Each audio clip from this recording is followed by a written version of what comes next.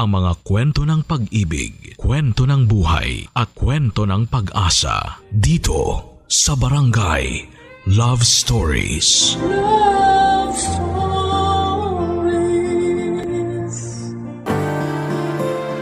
Ang pakikialam sa buhay ng may buhay ay nakakasanayan na madalas ng iba. Tipong hindi makukumpleto ang araw kung hindi sila makikisawsaw sa buhay ng mga tao sa paligid nila. Ikaw kabarangay, mahilig ka bang makialam sa buhay ng ibang tao? Dear Papa Dudut, ako nga pala si Miko, 35 years old, isang boy marites, kung tagurian ng mga kakilala ko. Hindi ko naman po ito kinakahiya dahil alam kong totoo naman ito. Nung una syempre nahiya ako nang punahin ako ng mga katrabaho ko sa pagiging tsismoso ko. Pero nagawa ko nang tanggapin ang sarili ko. Parte na ito ng identity ko. Basta alam ko naman kung hanggang saan lang ang mga ichichismis ko.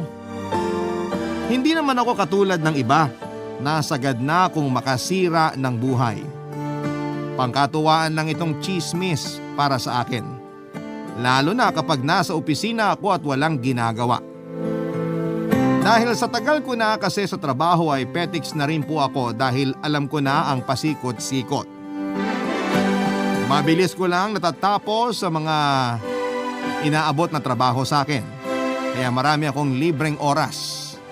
Nung una ay sinusubukan kong manahimik na lamang sa aking mesa. Pero napapaapoy ng ibang katrabaho ko ang pagiging tsismoso ko. Nakikisali na rin ako sa mga usapan sa tuwing pare-parehas kaming nakakatapos ng trabaho. Hanggang sa isang araw ay nagsialisa na ang mga kapwa ko marites. Nalungkot ako. Napalitan din naman kaagad ang mga nawalang kamarites ko. May nag-apply sa opisina namin si Gian, kaedad ko lamang. Sa unang tingin ko ay iisipin kong mainhin at hindi nagsasalita ng hindi maganda sa kapwa. Kaya nailang ako sa kanya dahil baka husgahan niya ako ang pakikialam ko sa buhay ng ibang tao. Pero noong nakapagpalagayan na kami ng loob ay nalaman kong chismis din pala ang bitamina niya. Doon na kami naging close sa isa't isa, Papa Dudut. Tinutulungan ko siya madalas na makatapos sa kanyang trabaho para lang may kachismisan na ako. Nalaman ko kasi na madaling magtiwala sa kanya mga tao sa opisina namin kaya maraming nire-reveal sa kanya. At yun lagi ang hinahanap ko. Siyempre bilang hari ng mga marites sa opisina ay marami rin akong inambag sa kanya na chismis. Kumbaga give and take lang kasi yan, Papa Dudut.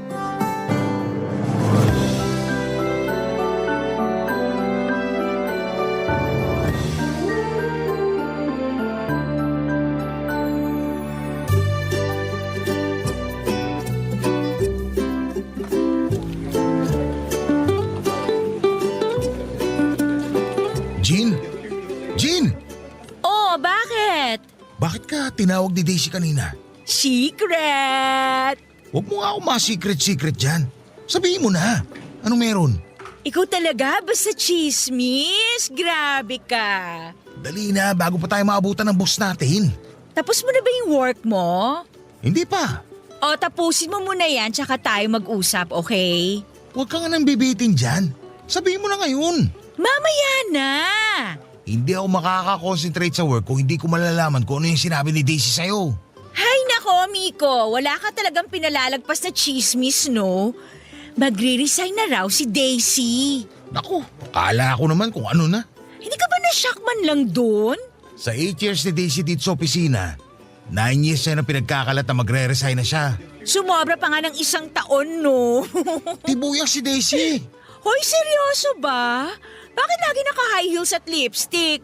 Iba na kasi ang mga tibo ngayon. Hindi na yung lagi nakasuot ng oversized t-shirts, six-pack shorts at nakamotor. Hala, baka may gusto siya sa akin. Hindi kaya type niya ako. Paano may gusto? Kasi, panay kasi ang titig niya sa akin lalo na sa dibdib ko. Baka kasi nalilita siya sa dibdib mo. Che! Kilala ko ang trip niyan. Hindi ikaw. Huwag ka mo offend. Hindi kasi ikaw yung tipong gustuhin ng mga tibo. Pero palong-palo ka sa mga lalaki. Sino bang trip niya? Bakit? Selos ka? Loko ka ha, gusto ko lang malaman no. Si Ma'am Mara.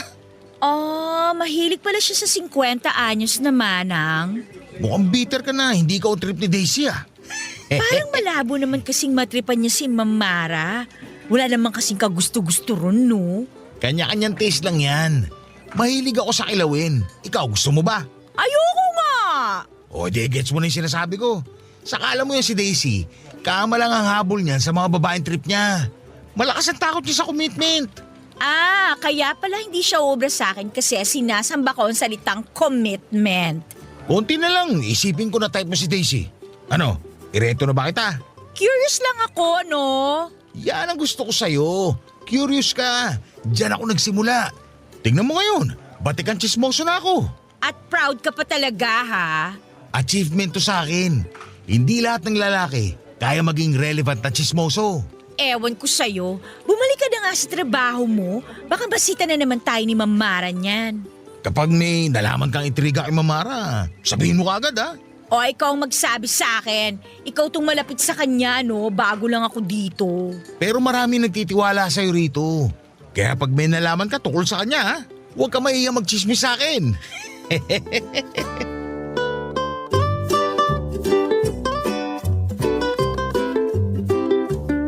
Nagbalik na ako sa trabaho pero hindi ako makapag-concentrate. Wala pa kasi ako noon na nakukuhang magandang chismis para bang nanghihina ako. Kung magtatanong naman ako at magtatanong din kayo kung saan ko nga ba nakuha ang ugali kong pagiging chismoso, nakuha ko po ito sa pamilya ko. Likas kasi sa pamilya namin ang chismisan, Papa Dudut. Hindi pwedeng lumipas ang isang buong araw nang hindi kami nagchichismisan. Bata pa lamang ako ay lagi na ako nakaharap sa mga tiyahin kong walang ibang ginawa kundi ang magchismisan. Natutuwa akong makinig sa kanila lalo't may kasama pang galaw ng katawan at matinding facial expression.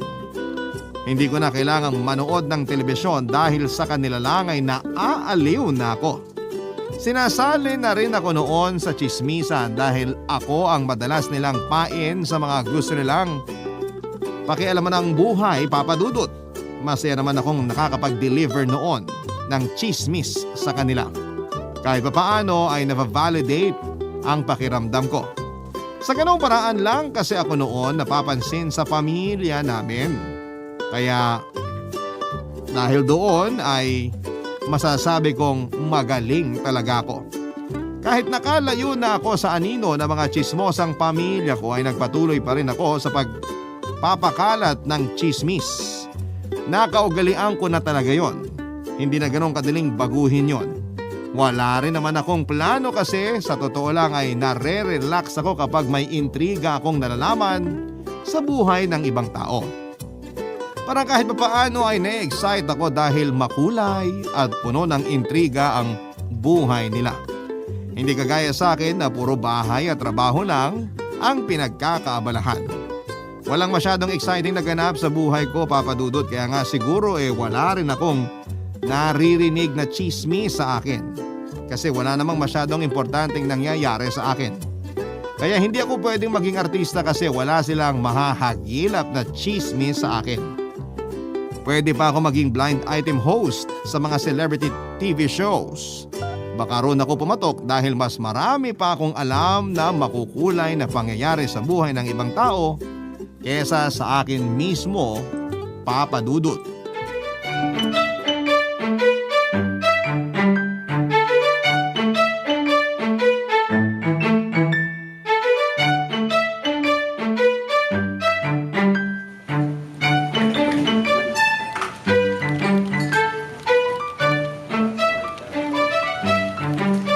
Jean, tapos ka na sa work mo? Konti na lang pero tinatamad na akong tapusin to. Maganda yan. Chismisan tayo. May baon ka ba? Ako pa talagang tinanong mo. Splok na, ano ba? Si Chad sa HR, alam mo na ba? Yung mabaho yung tenga? Hindi ko alam na mabahong tenga niya. Pero mamaya pag-uusapan natin yan ha. O ano naman ang meron sa kanya na alam mo? matatanggal siya sa trabaho. Hoy, seryoso ba yan? Galing to sa reliable source ko. Kumapit ka na, may mas matindi pa. Ano? Natanggal siya sa trabaho dahil ninakaw niya yung 13-month pay ng isang employee rito na matagal na nag-resign. Paano ninakaw? Para namang imposible yan. Meron ako source sa accounting office. May kakuntsaba si Chad doon para makuha nila yung mga bayad para sa mga nag-resign ng mga employees. Hoy, hindi ko pa rin alam kung paano nila nagagawa yun ha, kasi ang hirap lusutan yan. Ilang taon na pala nilang ginagawa yun? Hindi lang 13-month pay ang kinukulimbat nila. Marami pa. Grabe, nakakakilabot yung chismis mo. Hindi talaga nananalo ang kasamaan sa huli. Huwag kang magsalita ng ganyan ha, kasi masama itong pagchichismisan natin. Ayoko matalo sa huli. Hindi tayo matatalo. Nasa panig natin ang tama. Kailan naman naging tama ang chismis? Basta sa bibig ko nang galing ang chismis, tama yan. Miko! Ay, Jean! Mamara. Mamara! Tapos niyo na ba ang mga trabaho niyo? Ako tapos na, ma'am. Si Jean, tinatamad daw siyang tapusin. Miko? Kaya saan mo pareho tayo mapahamak dito? Dapat may isang magsakripisyo. Jean, tapusin mo ng trabaho mo. At ikaw naman, Miko, hindi porkit tapos mo ng trabaho mo, mang-iistorbo ka na sa mga kasamahan mo. Paano hindi tatama rin si Jean kung lagi mong iniistorbo? Kaya nga, ma'am. Wow! Nilaglag ako? Kailangan may magsakripisyo, di ba? So ikaw ngayon ang isasakripisyo ko. Tumigil na kayong dalawa dyan. Opisina ito at hindi playground. Unahin niyo magtrabaho at hindi puro chismisan ang inaatupag niyo. Hindi naman po kami nagchichismisan, ma'am. May pinag-uusapan lang kami. At anong pinag-uusapan ninyo? Buhay na ibang tao. Since marami ka pang time na natitira bago ang uwian, Miko, pumunta ka sa office ko ngayon at may ipapagawa ko sa'yo. Ma'am, kailangan ko palang i-double check yung mga reports na ginagawa ko. Baka kasi may mali sa spelling o... Pumunta ka na ngayon! Yes, ma'am.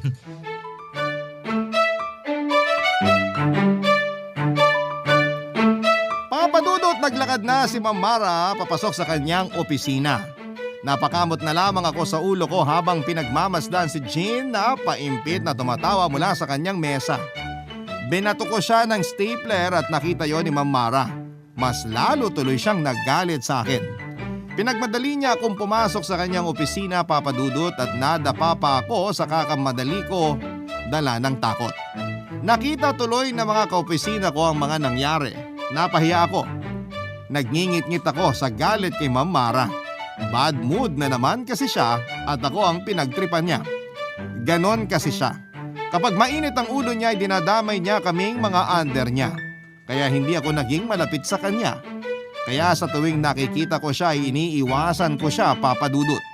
Basta nakakasalubong na ang nagkakasalubong na ang mga kilay niya at palakad-lakad na siya sa opisina, magkukunwari na lamang na may ginagawa ako para hindi ikaw ang pagtripan niya.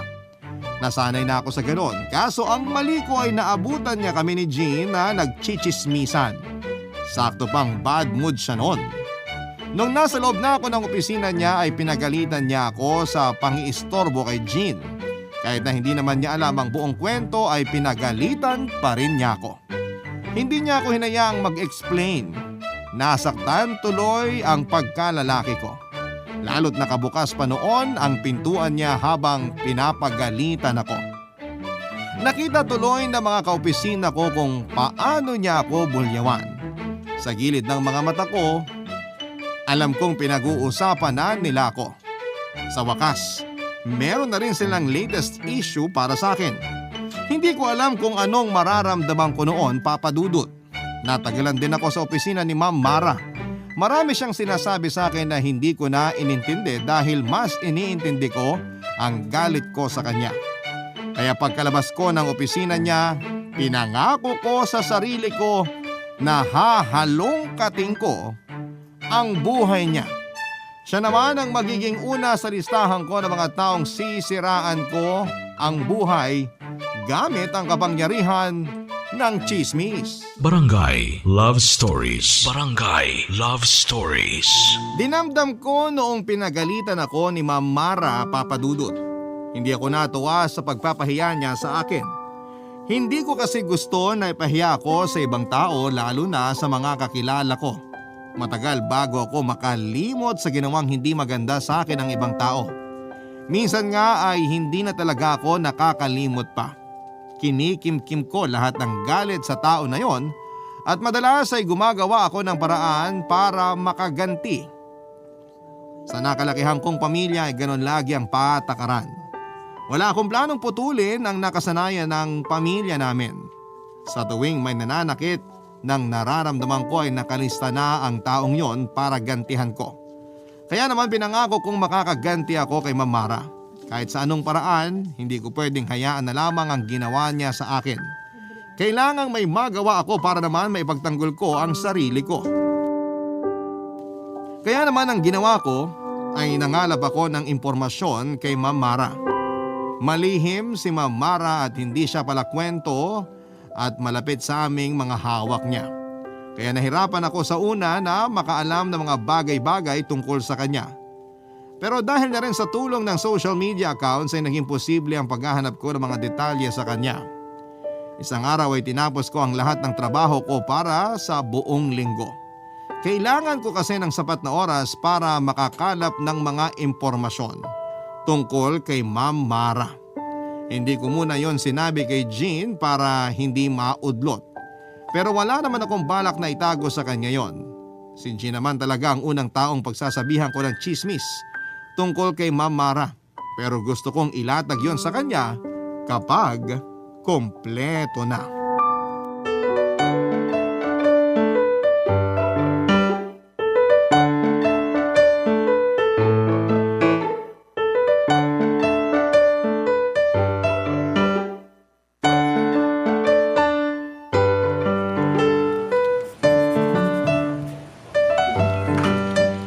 Miko, busy ka?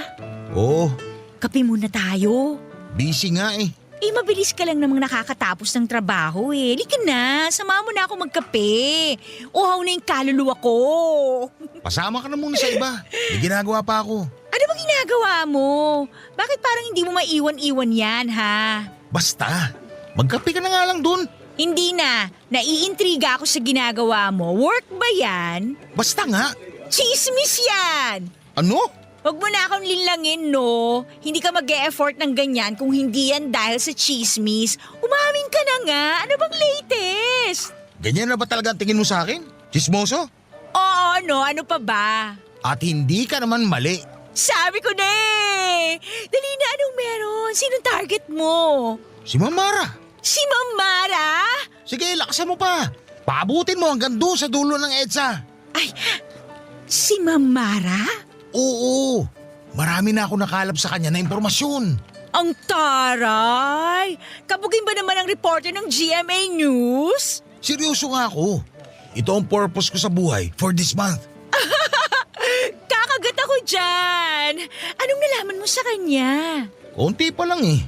Well, hindi kita masisisi. Masyado masikreto sa buhay yung si Ma'am Mare.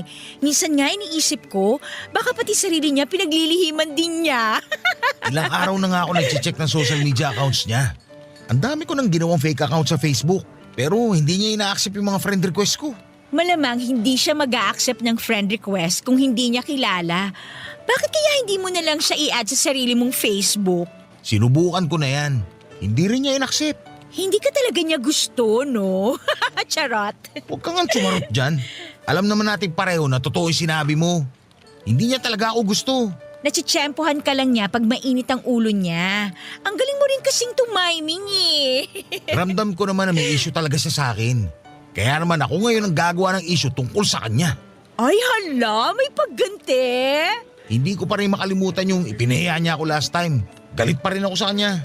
Uy, mag-move on ka na doon. Pagagalitan ka pa niya ulit sa susunod. Doon ka na lang ulit magalit. Hindi na uso magpatawad. Gaganti ako. Gagawin ko siya ng issue. Paano mo magagawa yan? Wala kang makalap na chismis sa kanya. Kung hindi mo na ako i-istorbohin ngayon, makakapag-focus ako sa pagharap ng chismis tungkol sa kanya. Kaya umalis ka na at magkape. Hay nako, nawalan na ako ng ganang magkape. Samahan na lang kitang mangalap ng chismis tungkol sa kanya. Hindi na. Kaya ko na to. Wow! Strong and independent Marites! I love it!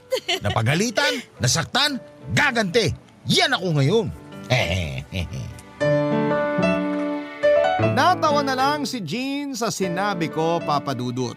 Hinayaan na niya ako sa aking ginagawa at saka umalis na para magkape. Hindi ko alam kung papaano or kung gaano siya katagal na nawala dahil masyado akong nakafocus sa ginagawa kong pang-i-stalk kay Ma'am Mara. Inabala ko ang sarili ko sa paghahalungkat ng mga impormasyon tungkol sa kanya. Inabot na nga rin ako ng hanggang sa mga kamag-anak at kaibigan niya. Mabuti na lamang at may mutual friends kami at yon ang ginawa kong daan para mas makilala pa ng mabuti si Ma'am Mara. Pinasimplihan ko ang pakikipag-usap sa mga mutual friends namin. Hindi ko nakaklose ang mga yon pero sinadya kong lumapit at makipagkwentuhan para may malaman lang ako kay Ma'am Mara. Hindi ko naman pinahalata na may gusto akong gawing masama. Kaya mabilis lang din silang nagtiwala, Papa Dudut. Nataon pa na may pagkachismoso at chismosa ang mga nakausap ko tungkol sa kanya. Kaya hindi naging mahirap na may malaman tungkol sa kanya. Inabot ako ng ilang araw bago ako nakakuha ng mga juicy na chismis tungkol kay Ma'am Mara. Excited na akong sabihin yon lahat kay Jean. Sinakripisyo ko ang day off ko para lamang makahalungkat ng chismis tungkol kay Ma'am Mara. Sulit naman yon sa akin dahil makakaganti na ako sa kanya.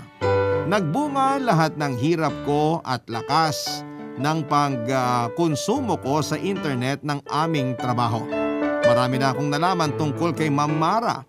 Pakiramdam ko noon napaaga ang selebrasyon ng Pasko. Nagawa ko pa nga ang i-encode at i-print ang mga impormasyon tungkol sa kanya. Natawa na lamang ako sa sarili ko dahil masyado kong tinaasan ang level ng pagiging chismoso ko.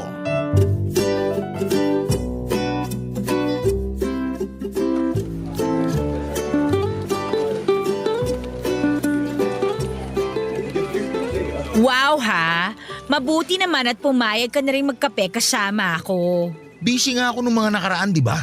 Ni makasama ka sa Yossi Break, hindi mo na magawa? Namiss tuloy kitang kausap. Namiss din kitang kausap. Pero meron ako mas malaking responsibilidad sa ngayon. Ang pabagsakin si Ma'am Mara. Grabe naman sa pabagsakin. Gusto ko lang siyang gantihan. Ganun din yun, no? May masama ka pa ring balak sa kanya. Sino ba kasi nagsimula? Siya naman tong unang nanakit ang feelings ko. Pinagalitan ka lang dahil sa trabaho mo. Ikaw naman masyado mong pinersonal. Masakit eh. Pag ikaw sinaktan, hindi ka magagalit? Magagalit. Pero hindi ako mag-e-effort para mangalap ng ikakasira ng tao. Hahayaan ko na lang guardian angel ko ang gumanti for me. Iniwanan na ako ng guardian angel ko. Wala akong ibang choice kundi gumanti on my own. Paano hindi ka iiwan ang sama ng ugali mo? Nakakahiya naman sa'yo na palasimba lang kapag gusto manalo sa loto. Oy, huwag kang magbanal-banalan. Kasama kita sa chismisan, oy. Uy, nakakatakot lang kasi yung plano mo, no? Boss na natin yung kinakalaban mo. Walang boss-boss sa akin. Kapag ginawan ako ng mali, gagantihan ko rin ng mali. Mga pinaglalaban mo talaga sa buhay, no? Kaloka. Kaya hindi umuunlad ang Pinas eh. Ano yun? Responsibilidad ko na ang buong Pinas. Ay, hindi ka talaga papaawat. Sige nga, ano bang mga nalaman mo kay Ma'am Mara? Baka naman i-chismis mo sa iba, ha? Hindi Gusto ko ring makita yung pinaghirapan mo. Anong nasagap mo tungkol sa kanya? Marami na. Mas juicy pa kaya to sa bagong lutong liempo. Wow! Nalalasahan ko na ang alat at alta presyon sa chismis na yan. Splok na! Huwag na huwag ka magkakamali na iparating to sa iba, ha? Ako pang pinagdududahan mo, alam mo namang kahit masama ka, kakampi mo ko, no? Naniniguro lang. Kasi wasak ang dignidad ni ma'am pag kumalat to. Ay, na-excite ako bigla. Dali na, magsabi ka na. Go, go, go na! Alam mo bang may asawang babae at lalaki si Ma'am Mara? Teka, pinagsabay niya? At sa iisang bahay sila nakatira. Juicy! Sure ba to? Sinong source mo? Kapitbahay niya for 15 years. Oh my, mahirap magtiwala sa kapitbahay ha. Hindi tayo sure kung reliable ang mga yan. Kung sabihin ko na ang kapitbahay niya first cousin din niya. Paano hindi magiging reliable kung kadugo niya mismo nagsabi? Wait! Saan mo naman nahagilap yung first cousin / kapitbahay niya? Ex niya yung dating kaklase ko. Oy, ang galing ng connection mo sa kanila ha. So hanggang ngayon, magkakasama silang tatlo sa iisang bahay? Si Ma'am Mara, yung asawa niyang lalaki at yung asawa niyang babae? Oo, di ba? Hashtag, pag-ibig na sa kalam. Grabe! Wala sa itsura ni Ma'am Mara na dalawa-dalawa yung asawa. Alam mo rin ba na sumasamba siya sa isang malaking bato? Ano? Akala ko joke lang yun. Pero may pictures na nahuli siyang sinasamba niya ang isang bato. Nasa kwarto niya. Grabe na yan ha! As in! Marami pa akong nalaman. Sa ngayon, yan lang muna ang masasabi ko sa'yo. Kailangan ko munang i-verify kung tama yung ibang nakalap ko. Hindi pa rin makapaniwala si Jean sa mga sinabi ko tungkol kay Ma'am Mara Papadudut. Pinaulit niya sa akin ang mga detalye para lang masiguradong tama ang mga narinig niya sa akin. Natawa na lamang ako sa reaksyon niya at sinabi ko sa kanya na kahit ako naman ay hindi rin makapaniwala sa mga nalaman ko tungkol kay Ma'am Mara. Hindi nakapagsalita kaagad si Jean Papadudut. Nagtanong pa siya sa akin kung ano yung ibang mga nalaman ko pero tinikom ko na ang bibig ko. Bilang isang maingat na tsismoso ay hindi ka dapat magkwento hanggat hindi pa verified ang mga nalaman mo. Iyon ang natutunan ko sa ilang taong pangangalap ko ng chismis. Nangunit si Jean pero hindi niya ako nadaan doon. Inaya ko na lamang siya na magkape at magyosi para mabaling sa pagre-relax ang atensyon niya. Sinabi niya sa akin na baka hindi siya makatulog dahil sa mga nalaman sa aming boss. Napangiti na lamang ako lalo't naisip ko lahat ng mga iba pang impormasyon na alam ko tungkol kay Ma'am Mara. Mas juicy yon at nakakakilabot kumpara sa mga sinabi ko kay Jean. Excited na akong ipa-verify ang mga yon para malaya ko nang makwento kay Jean ang lahat. Hindi pa kasi nag-reply ang mga taong involved na message ko roon. Gustuhin ko mang i-share kay Jean ang mga nauna kong nalaman, pakiramdam ko ay hindi pa yon ang tamang panahon, Papadudut. Hindi pa masyadong luto ang mga yon. Kumbaga sa itlog ay malasado pa ang pagkakaluto. Oo, at pwede nang kainin ang malasadong impormasyon na yon. Pero mas safe pa rin kung lulutuin ng mabuti bago ihain sa mga gustong kumain. Sa tamang panahon, sabi ko ay maluluto rin ng tama ang chismis na nakalap ko mula kay Ma'am Mara. Barangay Love Stories. Barangay Love Stories. Paulit-ulit kong binabasa ang mga nalaman ko kay Ma'am Mara Papadudut. Marami na akong na-imagine na pwede niyang maging reaksyon kapag nalaman niyang alam ko na mga bagay na itinatago niya. Lagi na lang akong napapangiti sa aking mesa sa tuwing binabalik-balikan ko lahat ng madidilim na bagay na alam ko sa kanya. Kapag wala ako sa mood magtrabaho ay panay lang ang tingin ko noon sa listahan ko ng mga bagay na tungkol sa kanya. Doon ako biglang sisigla. Doon ako biglang makakahanap ng inspirasyon para tapusin ang trabaho ko. Panay din ang imagine ko kung anong klaseng buhay ang meron kay Ma'am Mara. Panay ang tanong ko noon kung bakit ganon ang naging buhay niya. Kung bakit ganon ang mga naging desisyon niya sa buhay. Ni sa hinagap ay hindi ko talaga akalain na magagawa niya mga bagay na alam ko. Hindi pa rin nagawang mag-reply ng mga message ko na tao tungkol sa ibang impormasyon na gusto kong i-verify tungkol kay Ma'am Mara. Naiinip na ako noon pero pilit kong pinapasukan ng pasensya ang katawan ko. Kating-katina akong ikwento lahat kay Jean. Pero hindi ko yon magawa lalo't nakukulangan pa ako ng mga alam ko. Hindi naman ako kinulit pa ni Jean dahil alam niyang kailangan ko pa ng tamang oras at impormasyon bago ko ilatag lahat ng yon sa kanya. Nagpatuloy lamang siya sa pagpapatay mali siya na kunwari wala siyang alam tungkol kay Ma'am Mara. Laging blanko ang mukha niya sa tuwing nahaharap kay Ma'am Mara. Ganon kagaling magtago ng sekreto si Jean kaya malaki ang naging tiwala ko sa kanya pagdating sa mga sinishare ko sa kanya na chismis. Hanggang isang araw ay biglang nagbago ang lahat. Nilapitan niya ako para makipagkwentuhan at doon ko nalaman na hindi pala dapat ganon kabilis magtiwala sa iba.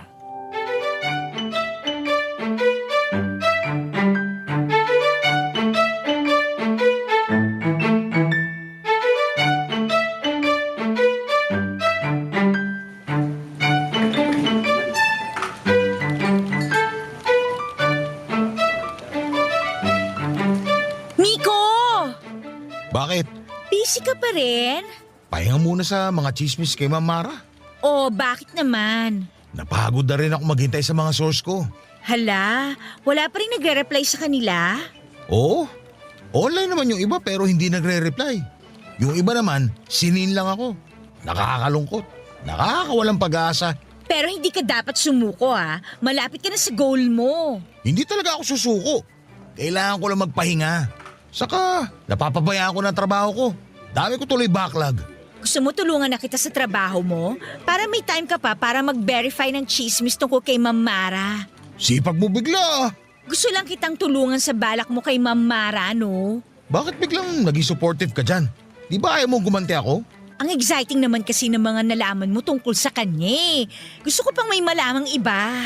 Ikaw pa rin ang unang kong sasabihan kapag verified na ang lahat ng impormasyong alam ko. Kahit half-cooked chismis lang, sabihin mo pa rin sa akin. Sige na. Alam mo namang hindi ko magagawa yan.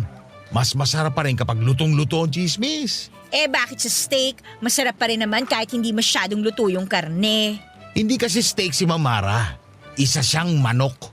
Kailangang iluto ng maigi para makaiwas sa salmonella. Sa bagay. Bigla ka nagkaroon ng interes kay Mamara ha? Eh wala kasi masyadong ganap dito sa office eh. Kailangan ko ng extra drama. Yung mga na-share ko lang sa'yo nung nakaraan ng sure ako eh. Hayaan mo, malalaman ko rin ang lahat tungkol sa kanya. Ikaklaro ko lang ha. Gusto ko lang ding i-verify. So, dalawang asawa ni Ma'am Mara? Oh, Babae at lalaki. yep, At sa iisang bahay lang sila nakatira hanggang ngayon? yep again. Kasama ang sinasamba niyang bato. Yan! At least verified! Nasabi ko kasi kay Leila yung tungkol doon. Bakit mo sinabi? Di ba sa atin lang lahat to dapat? Hindi mo naman kailangan mag-alala kay Leila. Miyembro naman siya ng LGBT. Kaya suportado niya kung parehong babae at lalaking asawa ni Ma'am Mara. O di ba nakahanap tayo ng kakampi sa chismisa na to? Jean naman, apakatanga mo. Dapat di mo ginawa yun. Ang sabi ko nga, dapat hindi ka mag-alala sa kanya. Bukas ang isipan ni Leila sa mga ganyang setup na relasyon. Pero bukas ba ang isip niya sa pakikialam natin sa buhay ng ibang tao? Hindi ko natanong pero may kutob naman akong oo. Yang kutob mo magpapahamak sa atin. Ano bang gusto mong gawin ko? Bawiin ko? Malamang, hindi mo na mababawi yun. Ano ba naman, Jean? Eh, busy ka kasi nung nakaraan eh. Wala akong makakwentuhan. Tapos si Leila yung nandun nung time na yon. So ayun. Nagreklamo rin siya tungkol kay Ma'am Mara, no? Kaya naisip kong safe na magkwento sa kanya. Hindi safe magkwento kahit kanino. Pero bakit kinuwento mo sa akin? Kasi nagkamali ako. Dapat pala, hindi na lang ako nagkwento sa'yo.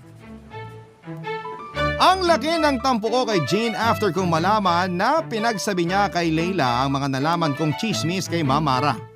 Wala namang kaso sa akin si Leila, tahimik siya sa opisina namin at hindi pala imik kung hindi mo chichikahin. Kaya lang dapat ay maging maingat lalo't hindi natin alam kung kailan pipitik ang isang tao at tatraydo rin ka. Hindi tuloy ako mapakali noon after naming mag-usap ni Jean. In-overthink ko na kung paano lulusutan yon. Hindi ako nakapagtrabaho ng maigi. Panayang labas ko noon para magyosi, para mag-relax at magtanggal ng stress. Sinubukan akong lapitan ni Jean pero sinabi ko sa kanya na huwag na muna niya akong kausapin dahil masama pa rin ang loob ko sa kanya. Tumango na lamang siya at halatang nasaktan sa pagtataboy ko. Hindi niya naman ako masisisi. Malaking kasalanan ang ginawa ni Jean sa akin, Papa Dudut. Inakala ko pa namang mapagkakatiwalaan ko siya pero sinira rin niya ang tiwala ko sa kanya. Iniwasan kong makasalubong si Ma'am Mara. Ganon din si Leila. Ilang araw pa ang lumipas, wala pa rin akong balita kung nakarating na kay Ma'am Mara ang mga chismis. Panay ang tingin ko kay Leila at nagbabaka sakaling makakuha ako ng clue kung nagsumbong na ba siya. Panay din ang tingin noon ni Leila sa akin pero hindi ko magawang basahin ang laman ng kanyang isipan. Doon ako mas lalong natakot.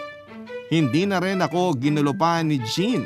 Hinayaan niya akong magpalipas ng galit. Tinapon ko na rin ang mga sinulat kong chismis kay Ma'am Mara. Kinailangan kong magpalamig muna.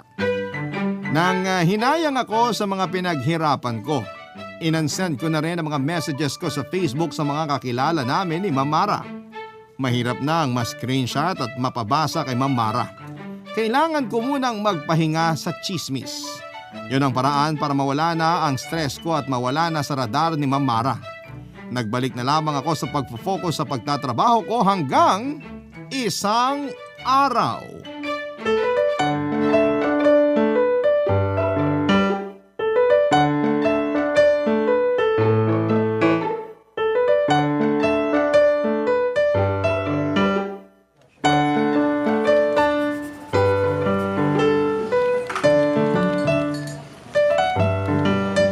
Miko, galit ka pa rin ba sa akin? Tampon na lang to. Sorry na. Hayaan mo na. Magtrabaho ko na lang dyan.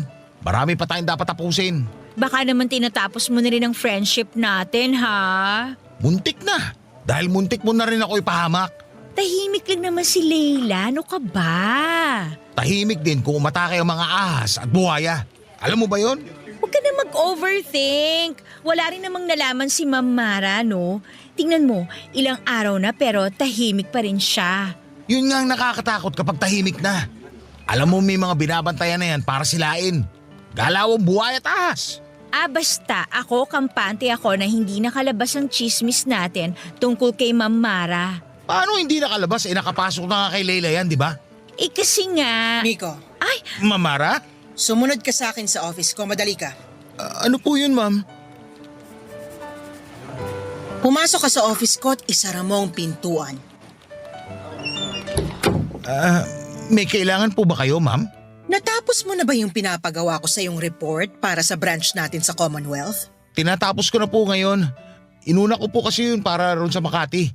May urgent daw po kasi sabi ni Sir Renzo. Matatapos mo ba ngayon? Kaya po before 5 p.m. Mabuti. Maaasahan ka talaga sa ganyan. Thank you po, ma'am. Kayo naman po kasi yung nag-train sa akin sa ganito. Malaki pong utang na loob ko sa inyo. Wala kang utang na loob sa akin. Ikaw ang naghihirap para makuha mo ang posisyon mong yan. Salamat po ulit. Ikaw din ang ipapadala ko sa Cebu para sa conference natin next month. Ako po? Wala ka namang ibang babayaran. Pwede kang magsama ng isang kakilala mo, pwedeng ka mag-anak o karelasyon. Talaga po? Gusto ko talaga makapunta na Cebu. Thank you, Ma'am Mara.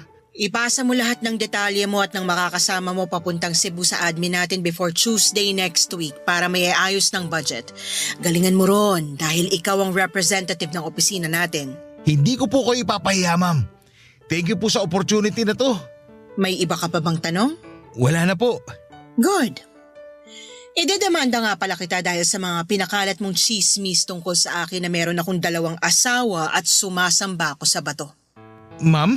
Siguro naman may magaling kang abogado para ipagtanggol ka sa korte pag nagharap-harap na tayo. Ma'am Mara, mag-explain po ako. Hindi na kailangan. Ipunin mo na lang yan pag nagkaharap-harap na tayo. Para na rin yan sa proteksyon mo. Ma'am. Makakaalis ka na. Yung mga detalye na kailangan para sa Cebu Conference, pakiayos mo na. Salamat. Opo. And Miko, Ano po yun, ma'am? walang personalan, trabaho lang. Pakisara na lang ang pintuan paglabas mo, ha? Thank you. Para akong binuhusan ng malamig na tubig sa mga sinabi ni Ma'am Mara sa akin. Kinurot ko ang sarili ko para lang makita kung nananaginip ba ako pero masakit ang kurot na natamo ko. Totoo ang lahat.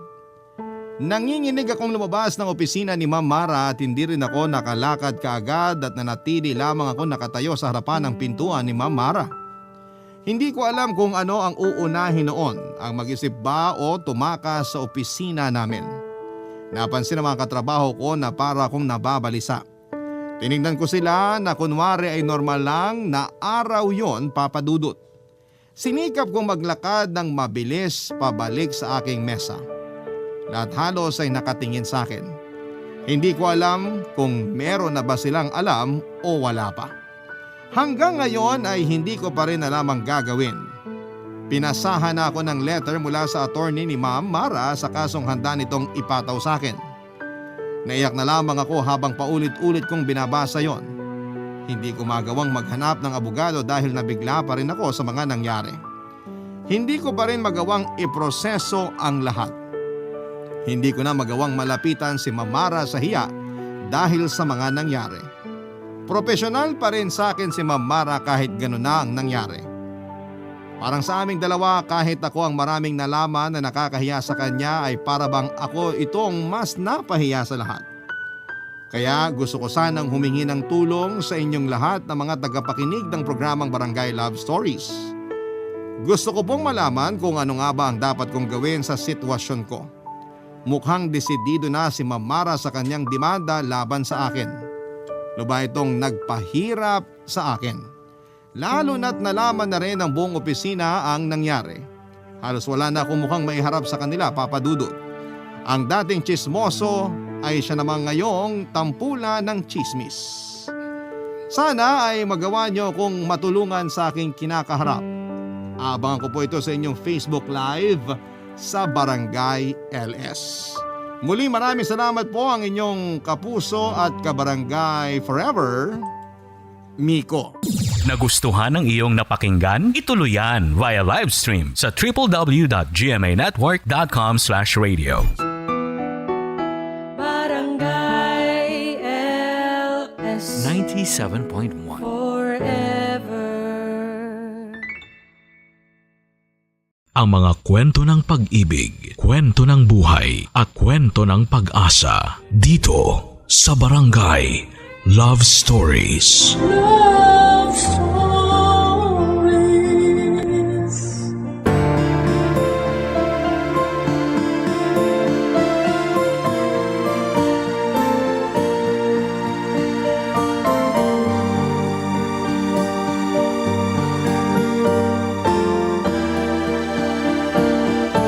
Sa baluktot na realidad ng mundo, mas madali pang magsinungaling kaysa magsabi ng katotohanan. Minsan sa galing manloko ng iba ay naging libangan na nila ang pagmamanipula sa kapwa. Ikaw kabarangay, may kilala ka bang magaling magsinungaling para magmukha silang mabuti sa paningin ng iba?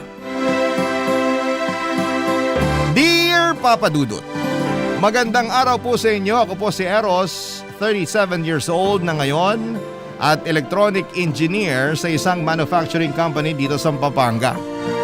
Nakatapos po ako ng college sa tulong ng tita kong nasa abroad. Hiwalay na po kasi ang mga magulang ko at kumikita naman si nanay sa paglalabada. Pero kulang na kulang pa rin yon para sa amin. Sa bayarin pa lamang sa kuryente at tubig ay hirap na ang nanay ko. Si tatay naman ay hindi na nagbibigay ng suporta sa amin mula noong sumama na siya sa kabit niya. Matagal-tagal akong naging tambay matapos makagraduate, Papa Dudut. Masipag naman ako sa mga gawaing bahay kaya halos hindi rin napapansin ni nanay ang pagiging tambay ko. Marami naman akong nakikitang hiring sa mga job site online pero tuwing tinitingnan ko yung qualifications nila, nagba-back out kaagad ako. Kaya naman naging libangan ko na lamang noon sa bahay ang pakikipag-chat sa mga dati kong kaklase.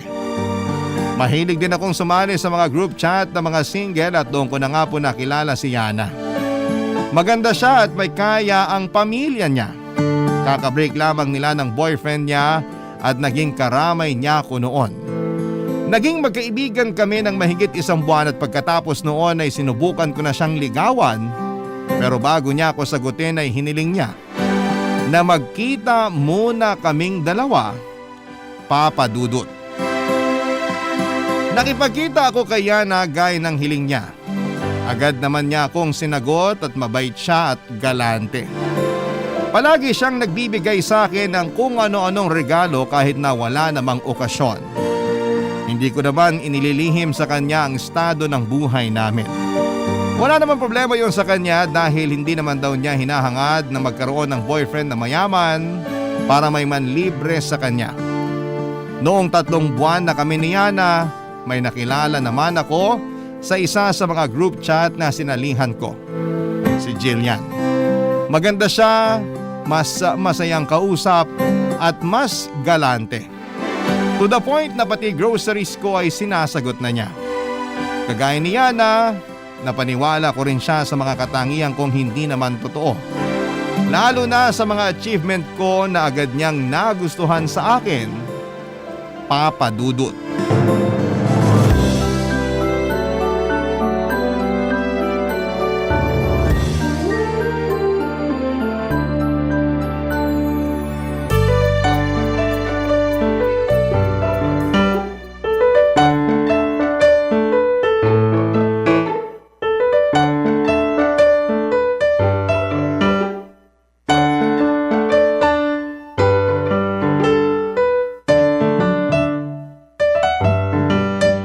Ang dami naman masyado nitong pinamili mo, babe. Parang takot na takot kang magutom ako ah. Siyempre naman. Tsaka sabi mo nga, naghahanap ka pa lang ng trabaho. Hindi ka pwedeng magutom. Oh, ang sweet naman talaga ng girlfriend ko. Ganito naman talaga ako kahit sa boyfriend ko dati. Ay, kung kaya ko lang sana maging ganyan ka-sweet eh. Kaso, hindi naman ako mapera kagaya mo. Pagmamahal lang ang kaya ko ibigay sa'yo. Corny ha? Pero seryoso, sabi ko nga sa'yo, hindi ako materialistic. Tsaka, mas gusto ko yung love language mo. Act of service. Mas sweet kaya yun. Ikaw talaga, pinapakilig mo na naman ako. Madali ka lang naman pakiligin. Tsaka, kahit matampuhin ka, ikaw pa rin yung pinakagusto at pinakaminamahal ko sa lahat ng naging boyfriend ko. Naiiba ka kasi sa kanila. Talaga? Oo, lalo na yung pagmamahal mo sa family mo. Ganun naman talaga dapat kapag ikaw yung breadwinner sa pamilya. Nagsasakripisyo ka para sa kanilang lahat. Itong mga pinamili mo, isishare ko sa kanila. Kaya nga kita nagustuhan kasi napaka-responsable mong anak. Sobrang green flag mo. Kaya nga sana, matanggap ka na sa mga ina-applyan mong trabaho. Kung kailangan mo ng tulong ko, sabihan mo lang ako. May alam ako na pwede mong applyan. Pwede mong maging backer yung tito ko. Ha? Naku, wag na. Kaya ko na to. Tsaka gusto kong matanggap sa trabaho dahil pasok ako sa hinahanap nila. Hindi yung meron akong backer. Magaling ka naman, kaya ganun din yun. Sabi mo nga 'di ba, isa ka sa mga cum laude sa batch nyo. Kaya kung magkakaroon ka man ng backer, parang pinabilis lang yung proseso pero tatanggapin ka pa rin kahit wala yon. Laki talaga ng tiwala mo sa akin. Pero kaya ko na talaga to. Ako nang bahala sa paghahanap ko ng trabaho. Sige, sabi mo Basta kung may kailangan ka, sabihin mo lang sa akin. Kung gusto mong humiram ng pera, hindi problema yon. Talaga? Kahit magkano? Well, kung hindi naman aabot ng 6 digits yung hihiramin mo, then why not? Ang bait mo talaga, babe. Napakaswerte ko sa'yo. Ay, hindi ko na tuloy alam ang gagawin ko kung wala ka. Girlfriend mo ko at hindi rin malabo na tayo na talaga forever. In 2 or 3 years, baka maisipan ko nang magpakasal sa'yo. Kasal? Oh, bakit? Huwag mong sabihin hindi ka pa handang magpakasal. Tapos ka na mag-aral, nasa legal na edad ka na rin, so anong problema? Ano kasi, syempre wala pa akong maayos na trabaho, tsaka hindi ba masyadong mabilis kung magpapakasal na agad tayo? Babe, 2 years yung pinag-uusapan natin. After 2 years pa, hindi pa bukas, kaya kumalma ka, okay? Ikalma mo rin kasi yung desisyon mo sa buhay. Nakakagulat ka rin minsan eh. Ano bang nakakagulat doon? Sigurado naman tayo sa isa't isa, diba? Oo nga, pero... Pero matagal pa yon, kaya okay lang na hindi na muna natin pag-usapan. Huwag ka mag-alala, wala naman akong balak na pikutin ka. Magpapakasal tayo kapag pareho na nating gusto at pareho na tayong handa. Okay ba yon? Oo, yan. Ganyan. Tsaka malay mo, after 2 years, maganda na yung trabaho ko. Hindi malabong mangyari yan kasi never ka namang sumuko sa mga bagay-bagay. Lalo na sa akin. Paano ko naman susukuan yung babaeng isa sa mga dahilan kung bakit pinipili ko pa ring mabuhay? Kita mo na? Paano naman kita hindi papakasalan kung ganyan mo ako kamahal? Tama na nga, papunta na sa kabaduyan to eh. Ha? Wala. Sabi ko, baka lang gamin na tayo.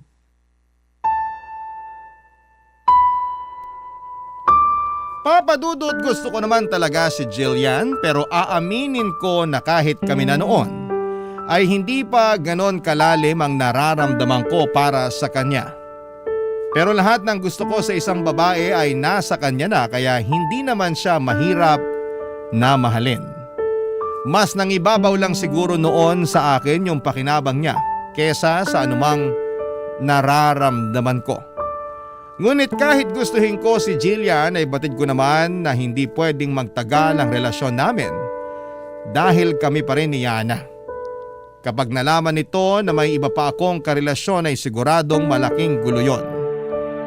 Mula nang maging kami ni Jillian ay hindi na po ako umuwi sa bahay namin, Papa Dudut. Nangungupahan na lamang ako sa boarding house.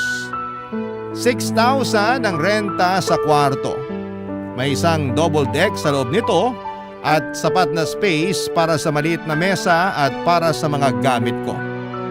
Yung mga perang nakukuha ko kina Jillian at Yana ang pinanggagastos ko sa sarili ko at pang-upa ko doon sa kwarto.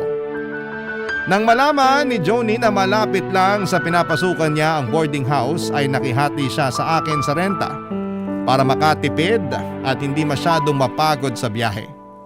Pero hindi yun alam ng dalawang girlfriend ko. Ang alam nila, umuwi ako sa amin at tinutulungan ko ang pamilya ko. Nag-aabot naman po ako noon kay nanay kahit kaunti para makatulong kahit papaano, pero mas malaki talaga ang gastos ko, lalo na kung para sa aking skincare routine. Malinis at maalaga po ako sa katawan. Kaya kahit nadadagdagan ng edad ko ay hindi yon nahahalata, Papa Dudut.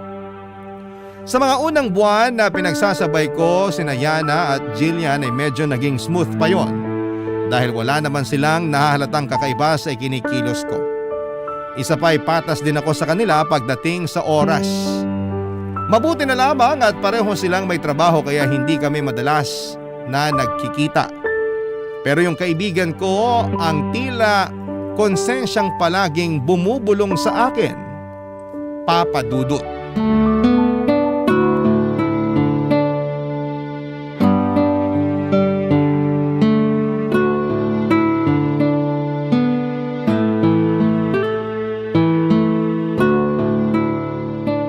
Himala, wala kang lakad ngayon. Huwag ka excited. Bukas pa. Sinong kasama mo? Si Yana o si Jillian? Sino pa edi mas galante? Si Jillian. Ibang klase ka talaga, tol. Lakas mo dun sa dalawa. Pero hindi ko kaya yung galawan mo. Ang sabihin mo, pangit ka lang talaga. Kaya hindi ka pwede sa mga ganitong diskarte. Sus, di naman nakaka-proud yung ganyang gawain. Parang low-key na scammer ka niyan eh. Kapag nalaman talaga yan ng kahit sino sa kanilang dalawa, ewan ko na lang kung saan ka pupulutin. Nag-iingat naman ako. Nag-iingat ka nga, pero hindi ka man lang ba nakukonsensya? Tol, pinaghihirapan din nila yung perang binibigay nila sa'yo. Alam ko. Pero maayos naman yung buhay nila eh. Sobra yung pera nila sa pangangailangan nila. Kaya hindi masama kung isi-share nila sa akin yun. Buti na lang, pareho silang galante. At ikaw naman, poging na sobrahan sa kapal ng muka. Ay, hindi pala. Para kang libro na pangit yung content, pero maganda yung book cover. Ipagmayabang mo ba namang cum laude ka at achiever kahit hindi? Grabe naman to. Kaibigan ba talaga kita? Baka naman mamaya, ilaglag mo ako sa dalawang yun ha? Hindi malayong mangyari yun kapag hindi ka pa nagtino. Tagal na kitang inaayang mag-apply dun sa pinapasukan ko ah. Magpapasa ka lang ng requirements, siguradong tanggap ka na. Kung ako nga napasang awa lang pero natanggap, ikaw pa kaya? Tapos ano? Sasahod ako ng wala pang 20,000 buwan-buwan? Kulang na kulang sa akin yun. At least may sarili kang pera. Hindi na lang ako magtatrabaho, lalo na kung ganyan lang kaliit yung kikitain ko. Sayang ang pagod ko sa ganyang klaseng sahod. Mas malaki pa yung natatanggap ko kina Jillian at Yana pag pinagsama ko eh. Maswerte ka kasi may inaasahan ka pa sa kanila. Pero paano kung nagsawa na yung dalawang yun? Tol, ikaw yung lalaki.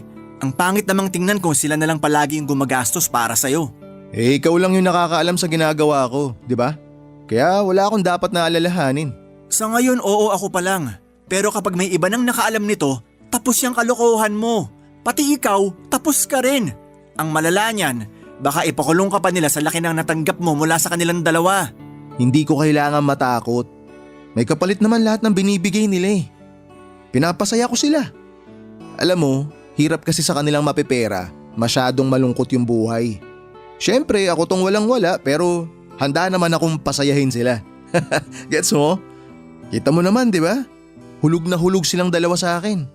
Tsaka lalo na pag nangangailangan sila ng kasama tuwing gabi, lagi naman akong available eh. Kadiri ka. Kulang na lang maging pokpok ka dyan sa ginagawa mo. At least hindi ko na kailangan ng mamasang. Hindi ko kailangan tumambay sa kalye tapos may bubugaw sa akin. Babae na mismo ang lumalapit.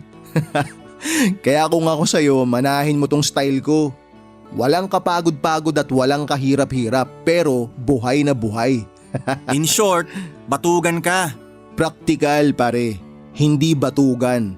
Praktikal. Kung ipaglalaban mo yan, ngayon pa lang mag-ipon ka na ng pampiyansa. At kung di mo kaya, dadalawin na lang kita ron. At least doon, hindi mo na kailangan magbayad ng renta. Sira ulo, hindi ako makukulong. Bago pa man nila ako mabisto, makikipaghiwalay na ako sa isa sa kanila. Kanino? Kaya na? Pwedeng siya, pwedeng si Jillian. Depende kung sino sa kanila yung unang magiging sakit sa ulo. Pero hanggat pareho silang maayos kausap, pareho silang matino, walang problema. Ay, bahala ka. Basta ako magkatrabaho na lang ng maigi. Makaranas man ng mataas na sahod o hindi, mahalaga, wala akong nilolokong tao. Kaya ka nagigipit kasi masyado kang maprinsipyo. Minsan kasi yung level up na diskarte, kailangan din ng konting dumi. Ibahin mo ako, tol. Sandali nga lang, baka mamaya mapunta pa sa away to ha. Ayoko mag-away tayo. Kaya mas maganda siguro kung hindi na lang kita papakialaman dyan sa ginagawa mo. Total, hindi rin naman kita kayang suportahan. Mabuti pa nga. Papadudot batid ko na hindi maganda ang mga naisagot ko noon sa kaibigan ko. Mabait naman po talaga siya at sa lahat ng mga naging kaibigan ko ay siya lang yung nagmamalasakit sa akin ng ganon. Palagi niya akong kinokontra kapag may ginagawa akong mali pero hindi niya rin naman ako ipinapahamak. Komplikado ang sitwasyon na pinasok ko pero handa naman akong panindigan yon at wala rin akong balak na idamay ang kaibigan ko. Ang kaso ay medyo nagkaproblema ako noong sinabi sa akin ni Yana na gusto akong makilala ng mga magulang niya. Ayoko pa sana dahil hindi pa ako handa pero hindi na ako nakatanggi noong nag-set up na siya ng date para makilala ko ang parents niya na parehong nasa medical field. Professional sila kung makipag-usap at halata sa kanila na may pinag-aralan sila tuwing nagsasalita sila.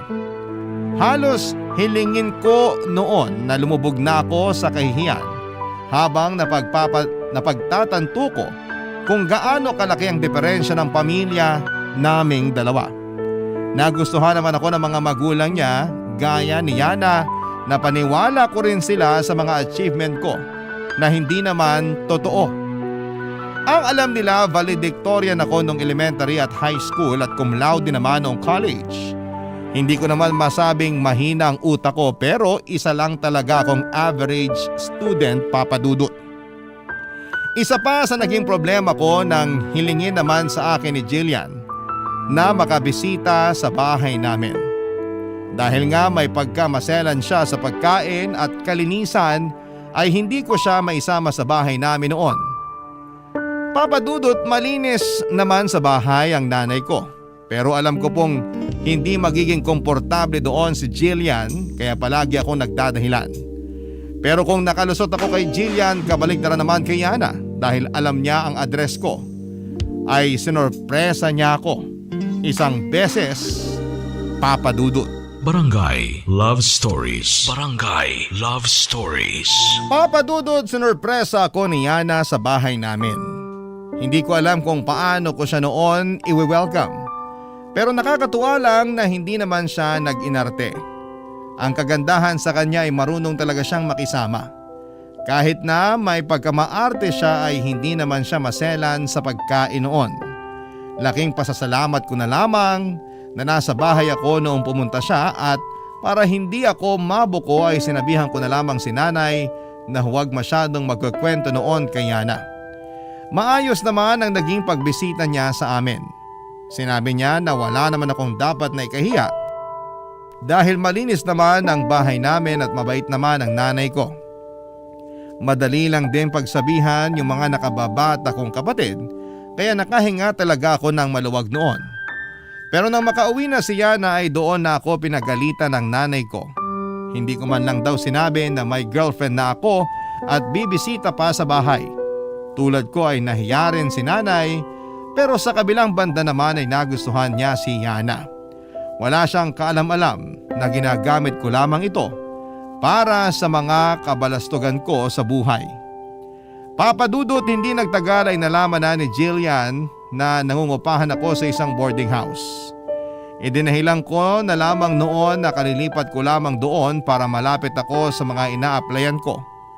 Nakumbinsi ko naman siya kalaunan, pero sa madalas niyang pagpunta sa tinutuluyan ko ay unti-unti na rin kaming nagkaproblema ng kaibigan ko, Papa Dudut.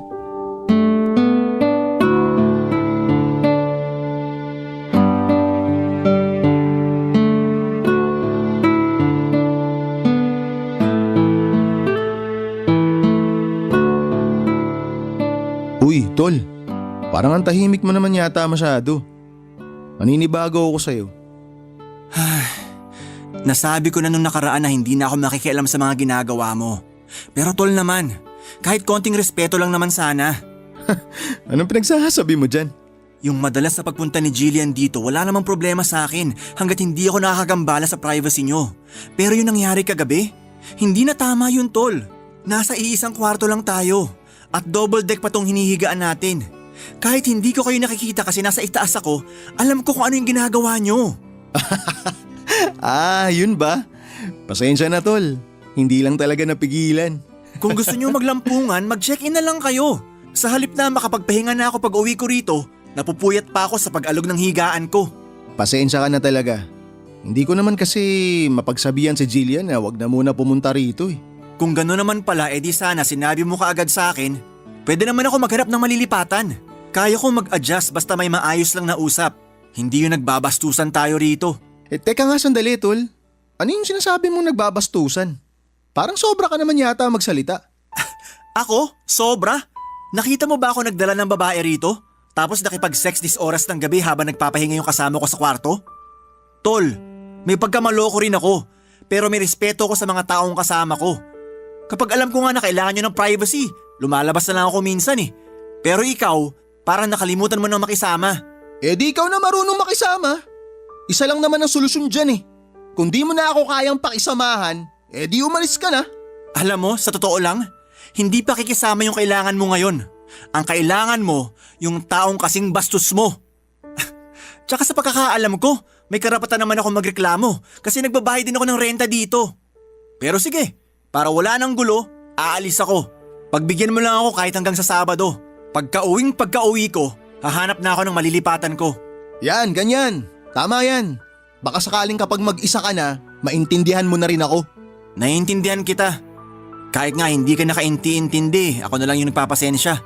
Ang kaso, masyado ka na nagiging mayabang at makasarili. Alalahanin mo tol, hindi mo sariling pera yung ginagasta mo. Kung yung mga bagay nga na pinaghirapan, mabilis lang mawala. Yung sayo pa kaya na galing lang sa dalawa mong jowa? Heto na naman tayo sa mga lecture mo eh. Tapos na tayo mag-aral, Junie. Tigilan mo ako sa mga ganyan mo. Pero natuto ka ba? Sa ginagawa mo para kang walang pinag-aralan eh. Buti pa nga yung mga tendera sa bangketa, yung mga kargador sa palengke. Nagtitiis sila kahit maliit lang yung kinikita. Pero marangal naman yung trabaho nila. Samantalang ikaw na may pinag-aralan, nagpapalaki lang Isang beses pa na insultuin mo ako, kakalimutan ko talaga na magkaibigan tayo. Talaga? Sige, walang problema. Mas mabuti pa ngang hindi tayo magkaibigan. Hindi ko na kailangan magtago ng kagaguhan mo sa buhay. Bakit? Magsusumbong ka kina Yana at Jillian? Paano kung gawin ko nga? Subukan mo! Para makita mo kung paano ko basagin yung mukha mo. Talaga? Para lang sa luho mo mananakit ka ng kaibigan? Umalis ka na! Huwag mo nang hintayin na magsabado. Hindi ko na kaya makasama yung katulad mo rito. Hakutin mo na yung mga gamit mo. Mabuti pa nga. Pero pag alis ko rito, hindi ibig sabihin nun tapos na yung problema mo. Kahit hindi ako yung magsabi kina Yana at Jillian, malalaman pa rin nila na niloloko mo lang silang dalawa. Papa Dudut, hindi na kami nagpansinan pa ni Junie mula ng gabing nag-away kami. Lumipat na siya sa inuupahan pero wala na akong naging balita sa kanya matapos noon. Dahil sa ugali ko ay nawalan ako ng mabuting kaibigan. Isa pa, kahit na ibibigay pa rin ng dalawa kong girlfriend lahat ng pangangailangan ko, ay hindi ko pa rin magawang maging masaya. Naisip ko kasi na hindi na lang yon tungkol sa nasirang pagkakaibigan namin ni Junie, kundi dahil sa kinakain na rin ako ng konsensya ko. Gustuhin ko mang ayusin ang buhay ko ay hindi ko naman alam kung papaano ko yon sisimulan. Mula nang umalis si Junie ay doon ko lang naisip lahat ng mga sinasabi niya at napagtanto ko na tama nga siya, Papa Dudut. Matagal kong pinag-isipan yung magiging desisyon ko ng panahong yon. Hanggang sa umabot na ako sa puntong desidido na akong ayusin ang buhay ko. Pero kahit pareho kong gustong hiwalayan ang dalawa kong girlfriend, hindi ko na mahiwalayan si Yana dahil bukod sa kilala at gusto na siya ng nanay ko para sa akin, ipinakilala na rin niya ako sa mga magulang niya. Ito pang nakakahiya sa totoo lang. Nang malaman ng mga magulang ni Yana na hindi pa ako nakakahanap ng trabaho ay napilitan akong mag-apply sa kumpanyang nirekomenda ng kanyang ama. Dumating ang araw na nakipaghiwalay ako kay Jillian. Ayaw niyang pumayag nung una pero noong ako na mismo ang umiwas sa kanya ay wala na rin siyang nagawa pa. Alam kong nasaktan siya sa ginawa ko pero mas lalo lang naman siyang masasaktan kung hindi ko pa gagawin yon. Nagkaroon ako ng trabaho at pinanindigan ko yung relasyon namin ni Yana. Pumayag na rin ako noong minsan naming mapag-usapan na magpakasal na. Pero dumarating pa rin talaga noon ang pagkakataon na nagkakaproblema kami bilang mag-asawa. Isa pa, kahit na anong gawin kong pagpapakatino ay bumabalik pa rin ako sa dati kong mga gawain, Papa Dudut.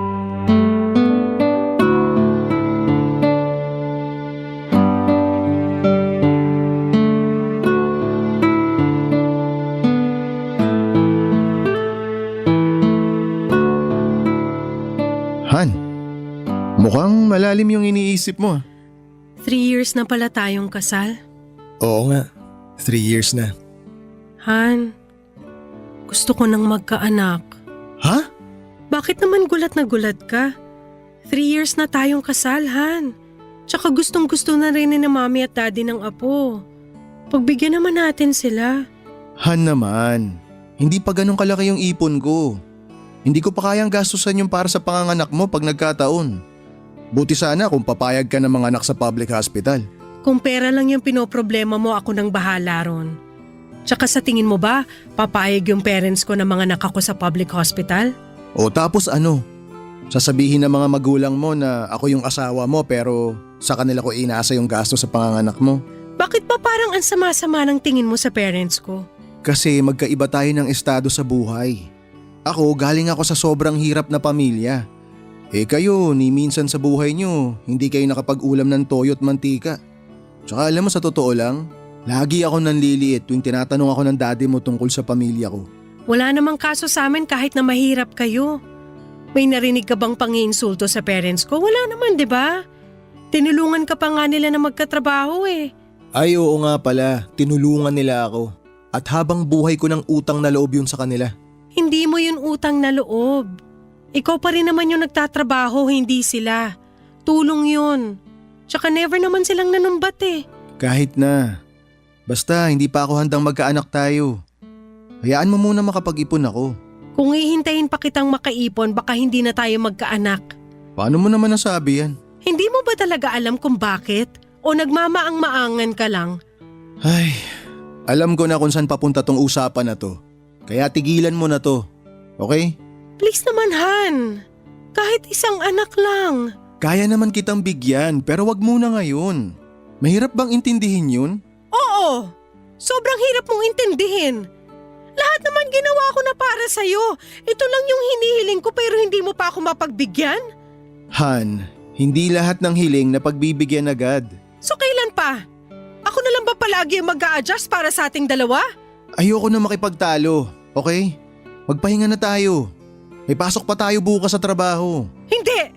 Pag-uusapan natin to ngayon. Please, wag ka nang makulit. Tsaka na lang natin pag-usapan yung pagkakaroon ng anak. Kung hindi mo ako pagbibigyan sa gusto ko, maghiwalay na lang tayo. Ano? Hindi mo narinig? Maghiwalay na lang tayo. Huy, ano ka ba? Napaka-OA mo naman. Hindi ka lang pinagbigyan sa gusto mo, makikipaghiwalay ka na? Kasi lagi na lang ikaw yung nasusunod sa relasyon nating to. Mahal kita, alam mo yun. Pero sa ipinaparamdam mo sa akin ngayon, parang hindi ka pa rin sigurado sa akin kahit kasal na tayo. Ikaw lang yung nag-iisip na may problema tong relasyon natin. Hindi! Matagal nang may problema. Matagal na ako may alam pero hindi ko sinasabi kasi ayoko mawala ka sa akin. Ha? Anong ibig mong sabihin? Alam kong nambababae ka. Wala akong babae. Huwag ka nga nang bibintang. Hindi ako nambibintang, alam mo yan. Hindi ko alam yung sinasabi mo. So sinungaling yung mga mata ko? Hindi totoo yung mga nabasa ko sa phone mo? Pinakialaman mo yung phone ko? Bakit ka nangingialam ng personal na gamit? Hindi yun yung punto ko. Yung punto ron, matagal mo na akong niloloko. Kung ano man yung nakita mo, wala lang yon. Madalas lang ako makipagbiruan sa mga katrabaho ko. Kaya please lang, huwag kang gumawa ng issue. Papadudot, dahil sa naging pagtatalo namin noon ni Yana ay matagal din kaming hindi nagkibuan. Iniwasan naman niyang makarating pa yon sa mga magulang niya dahil alam niyang makikialam ang mga ito sa aming dalawa. Pinag-isipan ko naman ang hinihiling niya pero hindi ko pa talaga nakikita ang sarili ko noon na magkakaroon na bumuo na ng pamilya. Isa pa, pagkatapos ng kasal namin ay napag-usapan naming hindi muna kami magkakaanak. Kaya naman nagulat din ako nang bigla na lamang yung hiniling sa akin ni Yana. Pero aaminin ko po, Papa Dudut, tama naman si Yana. Tama ang ibinibintang niya sa akin na hanggang sa pagkakataong yon ay nambababae pa rin ako. Ginagawa ko pa rin noon yung ginagawa ko sa kanilang dalawa ni Jillian. Gaya ng sinabi noon ni Junie, para akong libro na hindi naman kaaya-aya ang laman pero may magandang book cover. At yung book cover na yon ay lahat ng kasinungalingan ko para magmukha akong kagusto-gusto at perfect para sa mga babaeng pinopormahan ko. Kaya madali ko silang mapa-impress. Pero sa katagalan ay unti-unti akong kinarma, Papa Dudut. May nakaaway ako noon sa trabaho at nagkasakitan kami. Yon ang naging dahilan kaya natanggal ako sa kumpanya. Hindi ko yon pinaalam kay Yana at sa halip na maghanap ng bagong trabaho ay nakipagkilala na lamang ulit ako sa mga babaeng alam kong makakatulong sa akin sa pinansyal na aspeto ng buhay ko. Mas nahihiya kasi ako sa mga magulang ni Yana kesa sa kanya mismo. Ayoko naman na wala akong pang-share sa mga gastusin namin sa bahay. Lalong ayoko na mapansin ni Yana na wala na akong trabaho. Kaya araw-araw ay umaalis pa rin ako sa bahay, Papa Dudut. Noong kasagsagan ng kasinungalingan ko na yon ay naisip ko na hanapin ang social media account ni Jillian, Papa Dudut. Naisip ko na magiging maganda kung magkakaroon kami ng koneksyong dalawa. Barangay Love Stories. Barangay Love Stories. Papa Dudut, muli kaming nagkausap ni Jillian. Akala ko nga ay magagalit siya sa akin dahil sa pakikipaghiwalay ko noon. Pero hindi ganon ang nangyari. Nakipagkita siya sa akin para makapag-usap kami ng mabuti. Nagkaroon naman daw siya ng boyfriend noong nagkahiwalay kami pero hindi rin sila nagtagal. Sa dami ng pinag-usapan namin ay wala ni isa sa mga naikwento ko ang katotohanan. Naniwala naman siya na wala pa rin akong napupusuan noong time na yon.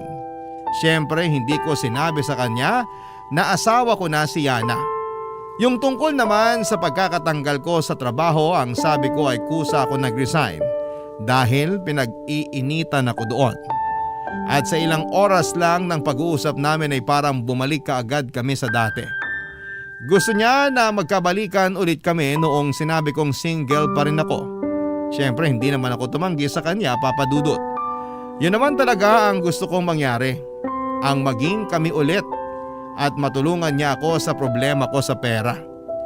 Ilang buwan ding nagpatuloy ang relasyon namin ni Jillian nang hindi nalalaman ni Yana. Hindi pa rin kami noon nag-uusap ng asawa ko pero ang alam niya, kina nanay muna ako umuuwi habang hindi pa kami nagkakaayos. Hindi niya alam na madalas na akong tutulog sa kondo ni Jillian at halos doon na nga ako tumira. Pero Papa Dudut, kahit na anong pagsisinungaling ang gawin ko, darating at darating pa rin talaga ang karma.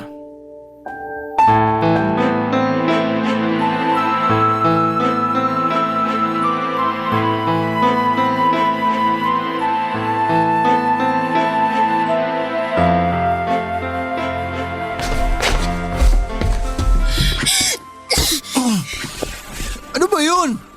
Ilugar mo nga yung pagiging isip bata mo. Natutulog pa yung tao eh. Mabuti nga ako isip bata lang. Eh ikaw, napakasinungaling mo. Manloloko ka. Ano? Saan naman ang galing yan? Hindi saan kundi kanino, Eros. At alam mo kung kanino ko nalaman na niloloko mo ako? Sa asawa mo lang naman. Ano? Hindi ka makapagsalita kasi totoo? Totoo, diba? Sorry. Sorry? Yan lang ang masasabi mo matapos mo akong paikutin at perahan? Sa ginawa mo, kahit murahin kita ng paulit-ulit, kulang na kulang pa yun eh. Grabe ka, Eros! Ang tagal mo na pala akong niloloko. Matatanggap ko pa sana kung ngayon lang eh. Kasi ilang buwan pa lang naman, pero yung nangyari 5 years ago, ang lala mo! Pinagsabay mo kami ni Yana! Sinabi niya yun sa'yo? At bakit hindi? Niloko mo rin siya. Sinabi niya sa akin na may relasyon na kayo 5 years ago pa. So anong ibig sabihin nun, ha? Hindi totoo yun. Matagal na kaming hiwalay ni Yana. Sinabi niya sa'yo lahat ng mga yun kasi gusto niya akong siraan. Hindi niya kasi matanggap na hiniwalayan ko na siya. Pati ba yung kawalan mo ng trabaho paninira niya lang din? Ginawa mo na akong tanga noon kaya hindi mo na ako mapapapaniwala ngayon. Huwag kang maniwala kay Yana, please. May sakit sa pag-iisip yun. Hindi niya alam kung ano yung mga sinabi niya sa'yo. Yun nga yung dahilan kung bakit ko siya hiniwalayan eh. Kasi wala na siya sa katinuan. Siya ba talaga yung wala sa katinuan o ikaw? Jillian, makinig ka naman sa akin, please. Ayoko na! Ayoko nang makinig sa mga kasinungalingan mo. Alam kong paiikutin mo lang ako ulit. Hindi kita pa iikutin. Ang kailangan ko lang makinig ka muna sa akin. Kahit sandali lang. Makikinig ako sa'yo kung magsasabi ka na ng totoo. Totoo naman lahat ng sinabi ko sa'yo eh. See? Hindi mo kaya. Yung isang beses na nagsinungaling ka, matatanggap ko pa eh. Mapapalampas ko pa sana yun at mapapatawad pa kita. Pero yung maraming beses ka nang nagsinungaling sa akin, hindi na normal yun. Baka kailangan mo ng masampal ng paulit-ulit para ma-realize mo kung gaano ka kasinungaling.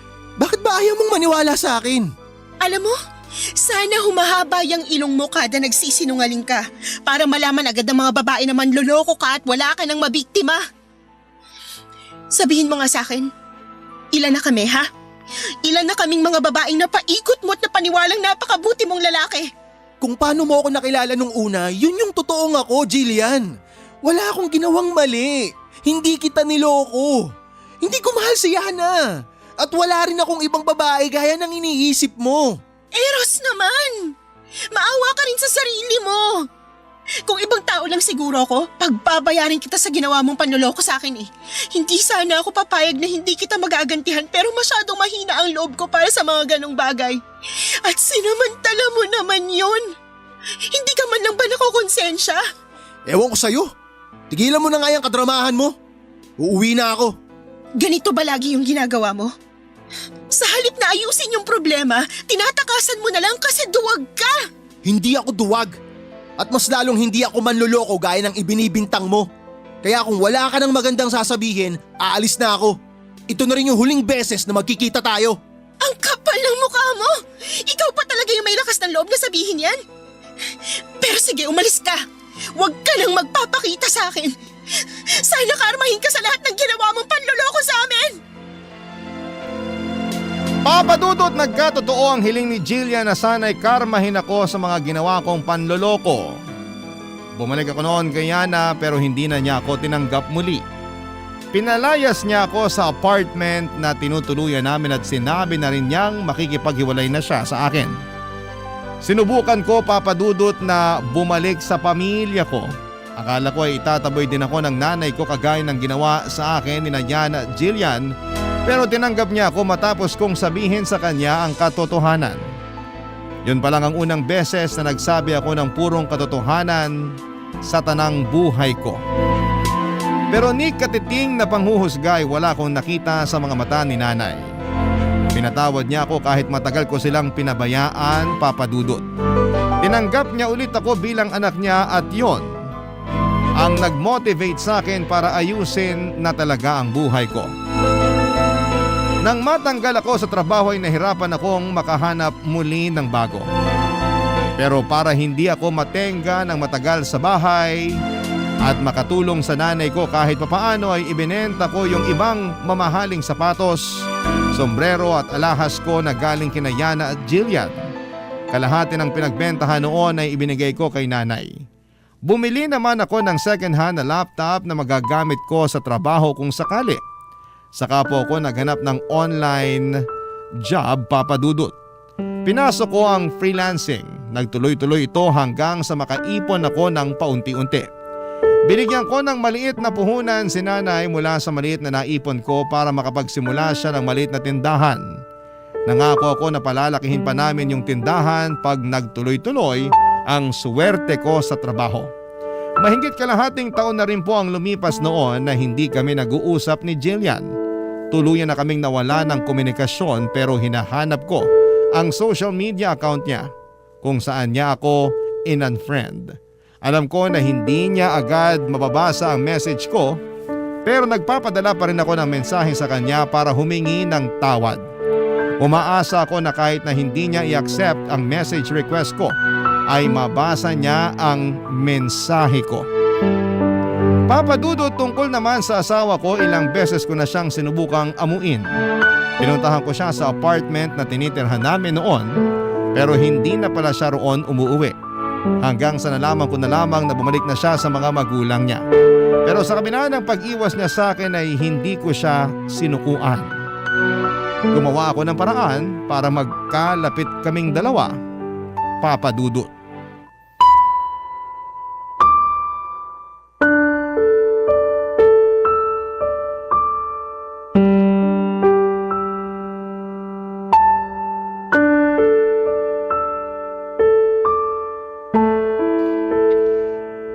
Ginagawa mo rito?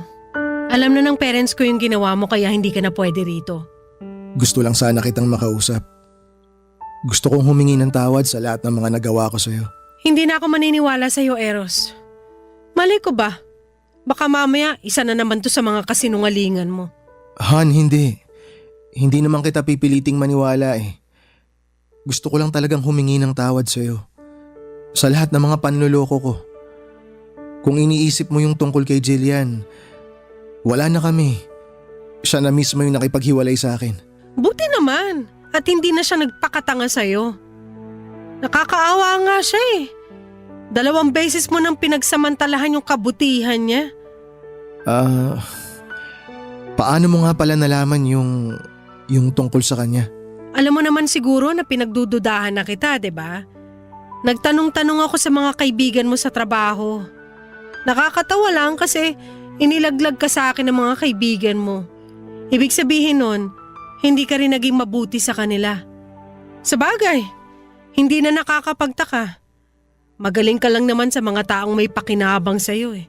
Pero kapag wala silang pera, wala silang halaga sa isang kagaya mo. Hindi ko sila mga kaibigan. Alam ko rin na ayaw nila sa akin kaya nila ginawa yun. Kahit naman ako. Pagkatapos ng nalaman ko, hindi ko nagugustuhin pang mapalapit sa'yo.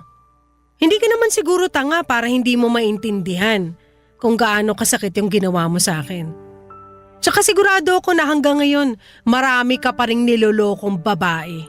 Han, maniwala ka man o hindi, wala na. Wala na talaga. Tinigilan ko na yun.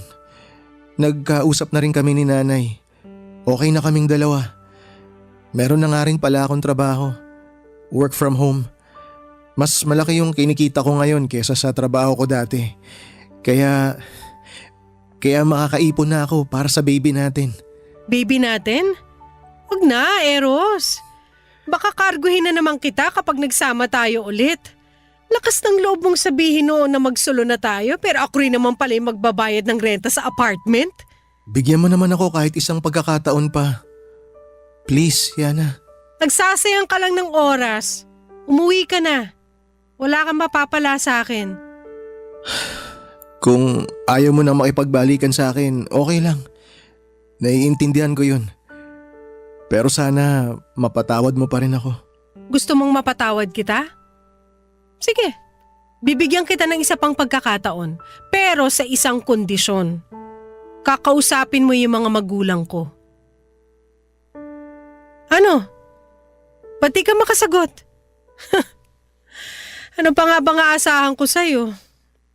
Sigurado naman ako na hindi mo kayang harapin yung mga magulang ko at humingi ng tawad sa kanila. Ayaw mo nga pala ng nahihirapan. Kung yun ang gusto mo, sige. Kakausapin ko sila. Sabihan mo lang ako kung kailan sila pwede. Pwede sila anytime. Eh ikaw, handa ka na bang kausapin sila? Baka napipilitan ka lang. Hindi ako napipilitan lang. Gusto ko talagang gawin to para sa'yo. Talaga lang ha? Paano kung ipahiya ka ng mga magulang ko? Okay lang. Inaasahan ko na rin naman yun. Dapat lang. Alam nga namang yakapin ka nila pagkatapos ng ginawa mo. Naiintindihan ko talaga kung saan nanggagaling yung galit mo. Pero aaminin ko, medyo kinakabahan ako ngayon. So hindi ka natutuloy? Nasa loob lang naman sila. Kaya ngayon pa lang, sabihin mo na kung makikipag-usap ka sa kanila o hindi. Tutuloy ako. Kakausapin ko sila. Good! Kapag pinatawad ka ng parents ko, saka lang tayo mag-uusap ng tungkol sa atin. Hindi lang kasi ako yung niloko mo eh. Gustong gusto ka pa naman ng mga magulang ko tapos pati sila dinamay mo sa mga kasinungalingan mo. Naging mabuti sila sa'yo. Tsaka sana pag kinausap mo na sila, magpakatotoo ka naman. Ito na yung huling chance mo. Kaya kapag hindi ka nila pinatawad, huwag ka nang umasa na magkakaayos pa tayo. Papa Dudut, kahit kabadong-kabado ako ng gabing yon ay hinarap ko ang mga magulang ni Yana. At gaya nga ng inaasahan ko ay galit na galit sila sa akin, lalo na ang daddy niya. Nakatanggap po ako ng mga masasakit na salita mula sa kanila, pero hindi ko na yon dinamdam pa dahil karapatan naman nilang magalit. Nag-iisang anak kasi nila si Yana kaya ganoon na lamang ang pagmamahal nila sa asawa ko. Matapos naman ang sermon at pagpapaamin nila sa akin, kumalma na rin noon ang mga magulang niya. Hiningi ko ang kapatawaran nila pero ibibigay lang daw nila yon kung papanindigan ko na si Yana. Pagkatapos ng gabing yon ay ginawa ko ang lahat para magkaayos ulit kami ng asawa ko. Palagi ko siyang pinupuntahan sa kanila tuwing tapos na ang trabaho niya. Minsan naman ay sinusundo ko siya at matagal-tagal din bago niya ako tuluyang napatawad, Papa Dudut. At nung magkabalikan na kami sa halip na mangupahan ay tinanggap muna namin ang offer ng mga magulang ni Yana na doon muna kami makitira sa kanila habang nag-iipon kaming mag-asawa ng pampagawa ng sarili naming bahay. Nagpatuloy ang pagbabago ko noon hindi lang para kay Yana kundi para na rin sa magiging anak namin. Tungkol naman sa kaibigan kong si Johnny ay nagkausap na ulit kami at nagkaayos na rin. Siya pa nga mismo ang nagsabi na kunin ko siyang ninong kapag nagkaanak na kami ng asawa ko. Sa ngayon, Papa Dudut, ay may isa na kaming anak ni Yana. Nagpasya na rin ako na gamitin na lamang ang tinapos ko para magkaroon ng stable job. Maswerte naman akong natanggap sa isang manufacturing company dito sa Pampanga. Noong nagsimula ako sa trabaho ay naintindihan ko naman na hindi pala talaga kalaki ng sweldo. Kaya naman tinuloy ko pa rin ang pagiging freelance ko para mas mabilis na makapag-ipon. Ang kaibahan lang, part-time ko na lamang yon. Pero noong nagka-pandemic ay medyo halos tinutukan ko ulit ang pagiging freelance since work from home siya, Papa Dudut. Mabuti na lang at hindi ko binitawan. Kaya habang inaayos pa yung klase ng schedule namin sa full-time job ko ay nagawa kong rumakit sa bahay hanggang sa naging normal na ulit ang lahat. Ngayon ko na-realize na mas masarap palang gastusin ang pera na galing sa pinaghirapan mo. At kung ano man ang naging pagkakamali ko noon ay hindi ko na inulit pa yon. Hanggang dito na lamang po, Papa Dudut, ang kwento ko at maraming salamat po sa inyo at sa Barangay LS 97.1. Ang inyong forever kapuso at ka-barangay, Eros. Nagustuhan ng iyong napakinggan? Ituloy yan via live stream sa www.gmanetwork.com/radio. Barangay LS 97.1 Forever.